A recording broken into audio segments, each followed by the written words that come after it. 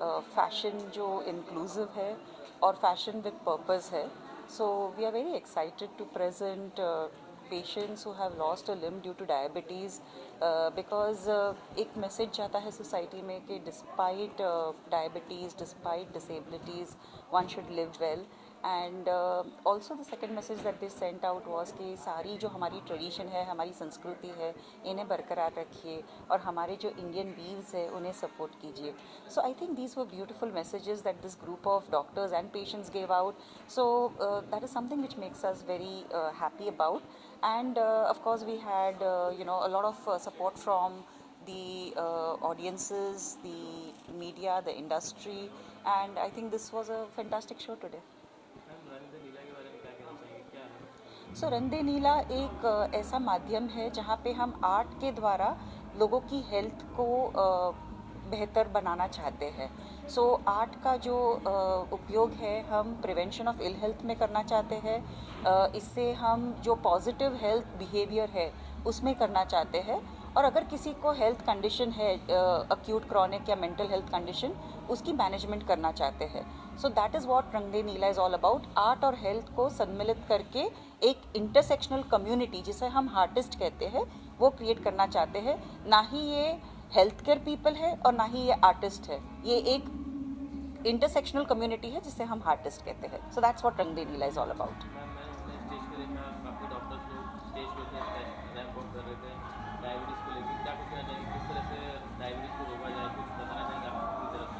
सो diabetes के बारे में शायद मेरे को फाउंडर डॉक्टर कोविल बात करेंगे ज़्यादा. वो एक डायबिटोलॉजिस्ट है. बट डायबिटीज़ येस, प्रेवलेंस बहुत बढ़ रहा है आज.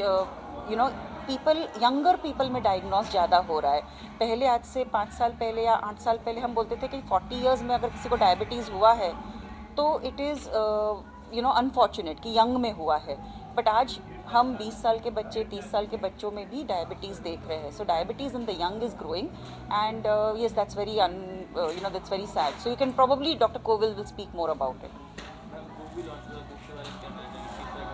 सो जो आर्ट प्रिस्क्रिप्शन है वो हमारा ईयर बुक है. हमने जो पूरे साल में लास्ट ईयर जो हमने कार्य किए हैं वो काम का हमने एक बुक बनाया है. और ये बुक में 28 आर्टिकल्स है और हर एक आर्टिकल एक अलग पहलू दिखाता है. एक आर्टिकल ऐसा है कि जो आर्टिस्ट को एक मिसकंसेप्शन था कि इंसुलिन क्रूअल्टी से बनता है, एनिमल से एक्सट्रैक्ट किया जाता है. और डॉक्टर को एक मिसकंसेप्शन था कि लेदर पपेट्री आर्ट है वो एनिमल्स को किल करके बनाया जाता है. और दोनों को पता चला कि क्रूअल्टी फ्री भी एक कॉन्सेप्ट है दोनों में. तो जब एक आर्टिस्ट और एक डॉक्टर अलग अलग लोग मिलते हैं तो lots of things come up and that is what art prescription is all about. ऐसी ऐसी स्टोरीज आर्ट प्रिस्क्रिप्शन में. आने वाले समय में किस तरह का और काम देखने मिलेगा? आर्ट एंड हेल्थ हमारा हमेशा रहेगा, ये हमारा थीम रहेगा.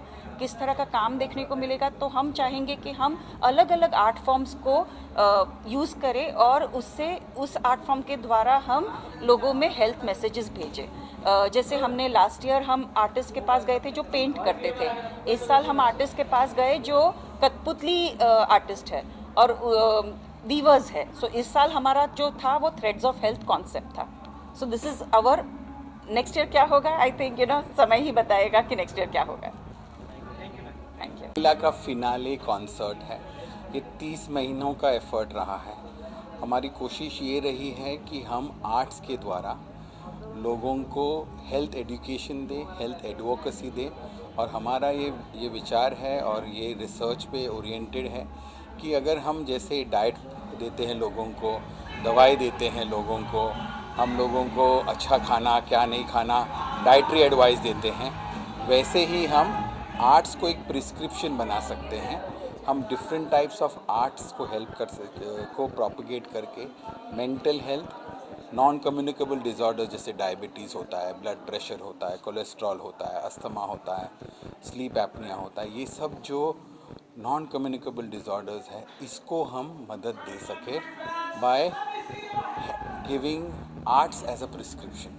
और हमारी ये कोशिश रहेगी कि अगले 3 से 5 साल में जैसे हम दवाई प्रिस्क्राइब करते हैं पेशेंट्स को, वैसे हम आर्ट थेरेपी प्रिस्क्राइब कर, किसी को म्यूज़िक, किसी को सिंगिंग, किसी को परफॉर्मिंग आर्ट्स, किसी को विजुअल आर्ट्स, किसी को पेंटिंग, स्कल्पटिंग, ये सब जो है हमारे मन को और हमारे ब्रेन में डोपामिन करता है और उसके कारण हम दवाइयों के ऊपर, लाइफस्टाइल के ऊपर ज़्यादा कंट्रोल करते हैं, हमारी स्ट्रेस लेवल्स कम होती हैं और ये आर्ट को एक तरह का ट्रीटमेंट करने का हमारा लॉन्ग टर्म का प्लान है।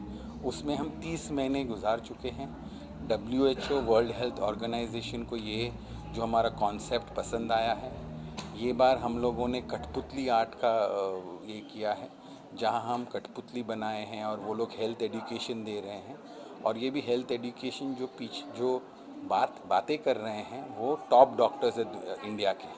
सो हम प्रॉपर एजुकेशन दे रहे हैं डॉक्टर्स के थ्रू, लेकिन जो फेस दिखा रहे हैं वो कठपुतली में फेमस पर्सनालिटीज़ का है। तो इससे हमें लगता है कि डॉक्टर्स जब लोगों को बोलते हैं, सही एडवाइस देते, तो वो शायद लोग नहीं समझते, लेकिन हम अगर एक फेमस पर्सनालिटी के शक्ल में हम वो एडवाइस देंगे और उसको हम एड्यूटेनमेंट, खाली एजुकेशन नहीं, उसको एक अलग किस्म के मोड में हम उनको प्रेजेंट करेंगे तो लोगों को समझ में आएगा और वो इसको इस्तेमाल करेंगे। तो ये हमारी कोशिश है और हम होप करते हैं कि ये सफल हो और इसके ऊपर काफ़ी पेपर्स है इंटरनेशनली। हम इंडिया से इसके ऊपर रिसर्च भी करेंगे और इसके ऊपर पब्लिकेशन भी करेंगे। सर, आप अपनी तरफ से लोगों के लिए क्या विश देना चाहते हैं? मेरा विश ये है कि आप जितने भी स्ट्रेस में हो, जितना भी काम करते हो, आप थोड़ा टाइम आर्ट्स में बिताइए। थोड़ा आपका मन रिफ़्रेश होगा, आपके थॉट्स कंसंट्रेट होंगे और आप अपनी, अगर आपको कोई डिसऑर्डर है तो उसमें आप अपना ध्यान ज़्यादा दोगे। सर, डायबिटीज़ को लेकर कहा जाता है कि भारत में हर चौथा में से एक व्यक्ति डायबिटीज़ का शिकार हो गया है। बिल्कुल। कैसे बचा जा सके, अपनी तरफ से कुछ टिप्स देना चाहेंगे? तो वही जो सबसे बड़ा टिप ये है कि हम जब बच्चे थे तो हम पार्क में जाते थे, खेलते थे, क्रिकेट खेलते थे। हमारे पास पैसे नहीं थे, हम घर पे खाना खाते थे। आज के बच्चे पिज़्ज़ा बर्गर पार्टी करते, कोला पार्टी करते हैं, खेलते नहीं हैं और नेट पे चीज़ें कंज्यूम करते हैं या वीडियो गेम खेलते हैं या मोबाइल पे खेलते हैं। तो इनका जो पूरा जो लाइफस्टाइल है, जो पहले 30 साल पहले बहुत कम लोगों का था, अब बच्चों में 10 साल की उम्र से ही बच्चों में वो लाइफस्टाइल आ गया और इसकी वजह से यही सब तकलीफ़ें आ रही हैं।